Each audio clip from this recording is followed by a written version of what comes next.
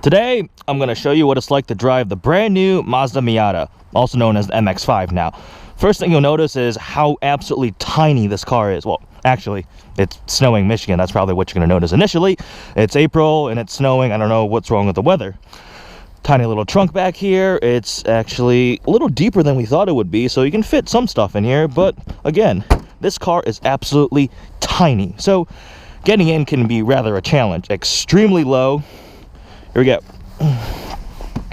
Now again, I am 6'2", so this car is not really built for people of my proportions, but I will fit in here comfortably enough. I can drive it. I can have the seat in a position where I can reach the shifter, the clutch, and be able to see out. And that's pretty much the limit because the seat's all the way back, and I have absolutely zero headroom with the top down, or with the top up. If I put the top down, obviously you'll have unlimited headroom. So even though it's snowing, put the top down real quick just to show you guys what it's like. That's called dedication to a car review right there. Turn that off.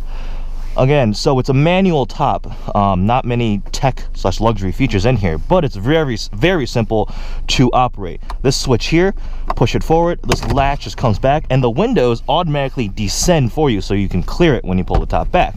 Push up on it, close that latch here, and you simply just push it down and it snaps shut. That's it. Extremely fast. So that's actually a benefit to some of the electronic hard tops or soft tops, because those you have to sit there for like 15, 25, 30 seconds as it slowly retracts.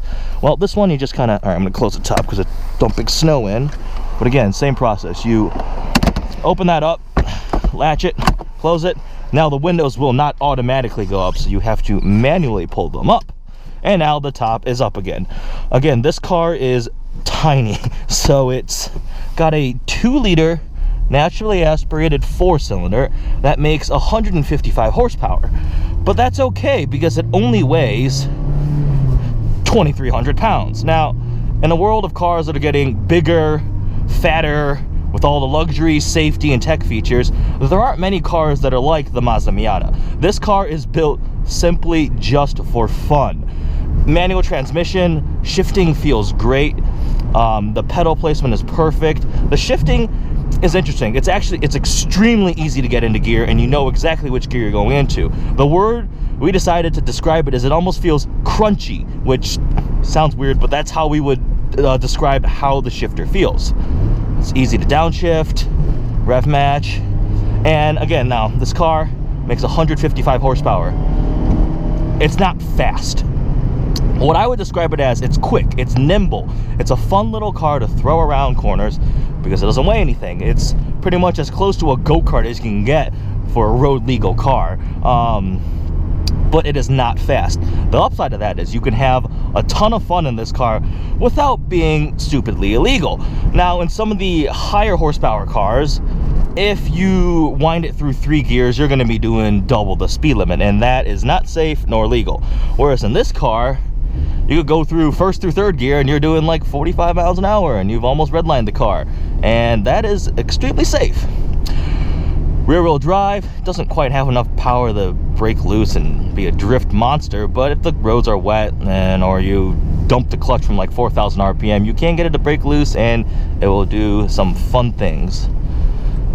Basic luxury tech features, again, they aren't plentiful, but you have a nav screen here, has built-in navigation, it'll have your radio. The sound system is actually quite bad. I think it only has 2 speakers, so no bass whatsoever.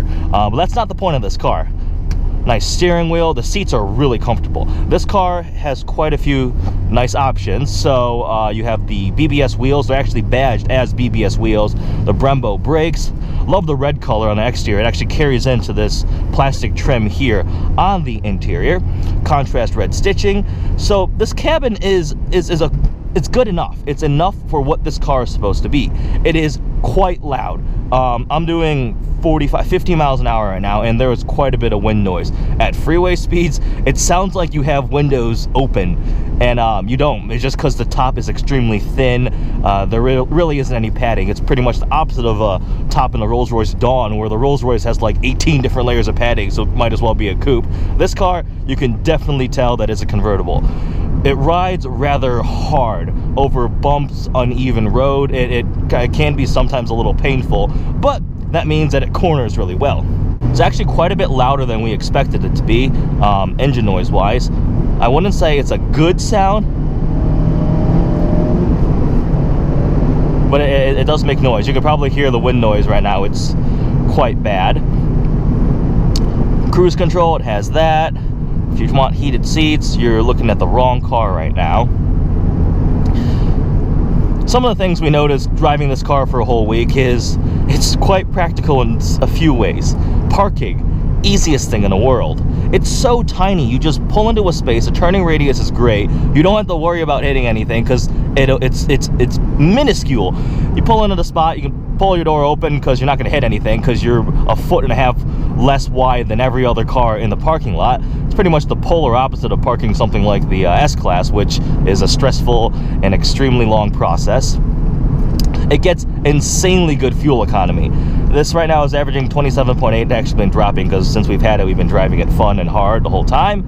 I'm not going to go too crazy because, as you can see, it's dumping snow right now. But on the freeway, you'll easily get over 30 mpg, and the fuel tank is very small. I filled it up yesterday. It was at a quarter tank, and I put 7 gallons in, and it was full. I got in the car, I'm like, wait, why is it full? I think, I don't know the exact number, but I think it's got probably like a 10-gallon gas tank, which is all you need, because if you can average over 30 mpg, you'll get plenty of range for this tiny car.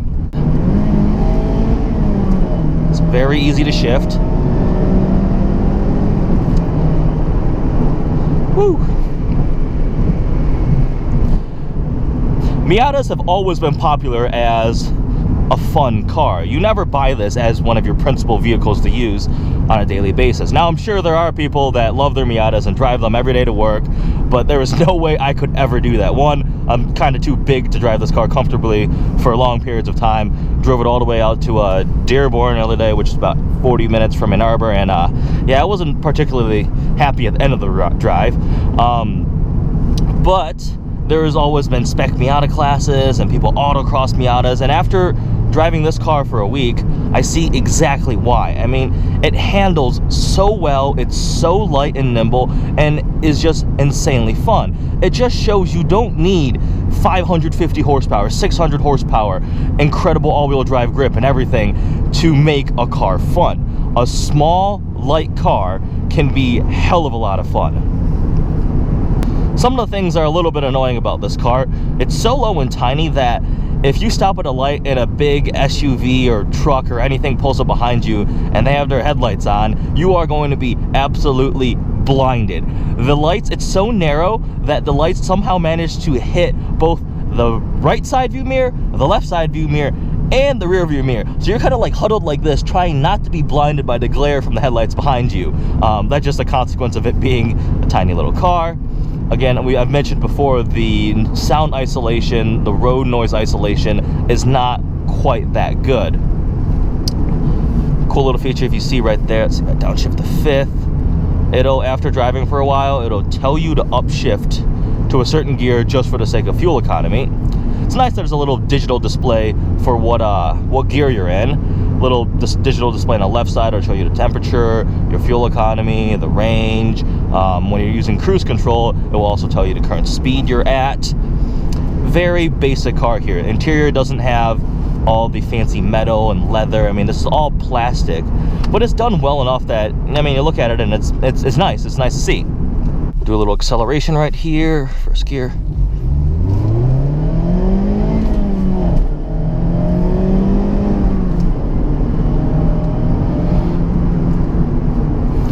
Zero to 60 pull, I mean, probably a little over 7 seconds. Not the fastest out there. A little downside, because this one is loaded up with some options, I think is like the club level.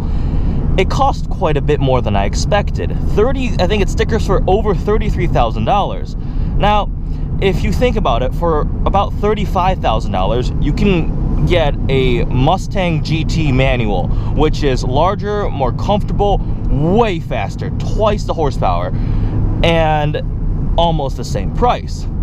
So if you are looking for the fastest car, the best all-around deal, this might not be what you want. You have to know what you're getting into. You want a fun little car that you can take out on the weekends on back roads, and it'll just put a smile on your face, just like the grill is smiling all the time. This car is an extremely happy looking car, design-wise. You will want this car for maybe autocross, just a nice weekend drive with the top down on a nice back road like this when it's not snowing. But if you're gonna go through this car, I guarantee you'll be extremely happy with it, because since we've had it for this week, it's been a lot of fun to take out every single time. Again, the whole minimalistic, it's got, manual seats, it's a manual transmission, tiny engine, rear-wheel drive, tiny little chassis. It's a fun car. So this is the brand new Mazda MX-5 Miata. Hope you guys enjoyed this video. Like always, please browse our channel and subscribe. Look forward to seeing you next video.